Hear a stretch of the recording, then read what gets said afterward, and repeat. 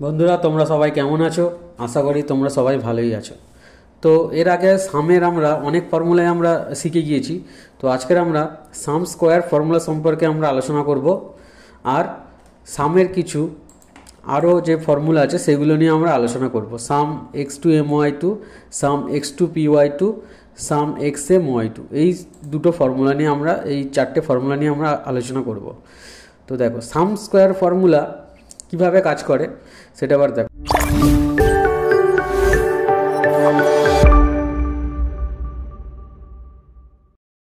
সাম square formula কাজ করে এখানে যে সংখ্যাগুলো স্কোয়ার করতে চাই, ধরো এখানে যদি আমি ইকুয়ালস টু সামস কিউ দিয়ে ব্র্যাকেট ওপেন করে এখানে বলছে নাম্বার ওয়ান দিয়ে কমা দিয়ে আবার যদি নাম্বার টু কোথায় আছে, তার মানে B4 এ আছে, তাহলে এখানে B4 লিখে দিলাম।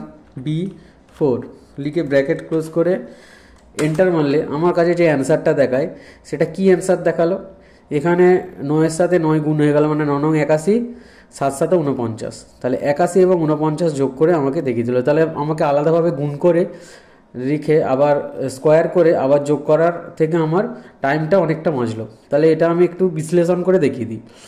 বিশ্লেষণ করে দেখাচ্ছি। দেখো এখানে যে কাজটা অ্যাকচুয়ালি হলো, আচ্ছা এই অ্যান্সারটা আমি এখান থেকে মুছে দিচ্ছি, এখানে আমি অ্যান্সারটা বার করছি। ইকুয়ালস আগে আমি বাইরে অ্যান্সারটা তোমাদেরকে বার করে দিয়ে দিচ্ছি। ইকুয়ালস টু 9 ইন্টু 9, মানে 9 স্কোয়ার কত হয়? 81 হয়। আর এখানে করে দিলাম আমি 7 ইন্টু 7 কত হয়? 49। এবার এই দুটোকে যদি আমি যোগ করি তাহলে কত হয়? 130 হচ্ছে না? এবার আমি ফর্মুলাটা এখানে বের করছি। দেখো, equals to SUMSQ sum square bracket open, number one select করো, কমা নাম্বার টু সিলেক্ট করো, ব্র্যাকেট ক্লোজ, এন্টার। দেখো এখানে 130 বেরিয়েছে, এখানে 130 বেরিয়েছে। তাহলে কিভাবে জিনিসটা বের হলো তোমরা বুঝতে পারলে।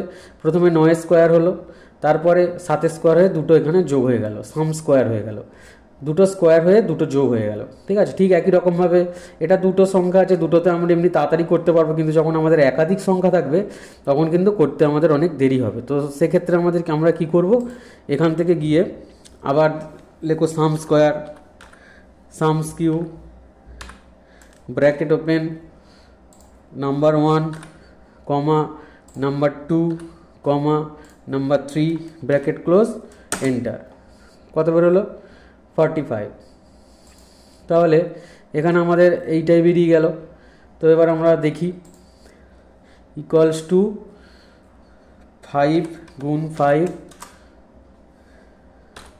ইকুয়ালস টু 2 গুণ 2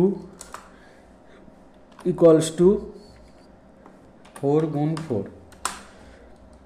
এবার এই তিনটেকে আমি করে দিলাম যোগ, তো 45 আমাদের বেরোলো। তাহলে আমাদের অ্যান্সার একদম মিলে গেছে।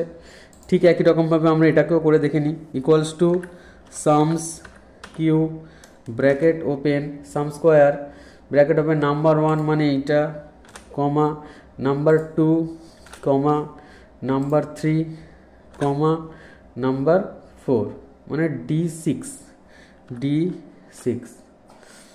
Bracket close, enter. তো বেরিয়ে গেল আমাদের সামনে। তো এবার আমরা আবার দেখে নিই। তাহলে এখানে কি হলো, প্রথম হচ্ছে 7 স্কোয়ার হলো, তাহলে 7 স্কোয়ার মানে 7 ইন্টু 7, এন্টার। তারপর 5 স্কোয়ার হলো 5 ইন্টু 5, এন্টার। তারপর 6 স্কোয়ার হলো 6 ইন্টু 6, এন্টার। তারপর 2 স্কোয়ার হলো 2 ইন্টু 2, এন্টার। এবার সবগুলোকে আমি এখানে যোগ করে দিচ্ছি। দেখো 114 বেরোলো। তাহলে এখানে আমাদের সাম স্কোয়ার ফর্মুলা মাধ্যমে আমরা যে কাজটা করলাম, এটা করতে আমাদের অনেক সময় লাগলো, কিন্তু এটা আমার খুব কম টাইমের মধ্যে এটা হয়ে গেল।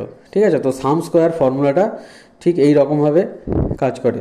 তো তোমরা এই সাম স্কোয়ার ফর্মুলাটা একটু ভালো করে প্র্যাকটিস করবে, প্র্যাকটিস করলে তোমরা বুঝতে পারবে। তো আশা করি তোমরা এই ফর্মুলাটা বুঝতে পেরেছো। তো আজকের ভিডিওটা আমি এই পর্যন্তই শেষ করছি। Have a nice day. জয় হিন্দ, বন্দে মাতারাম, টেক কেয়ার।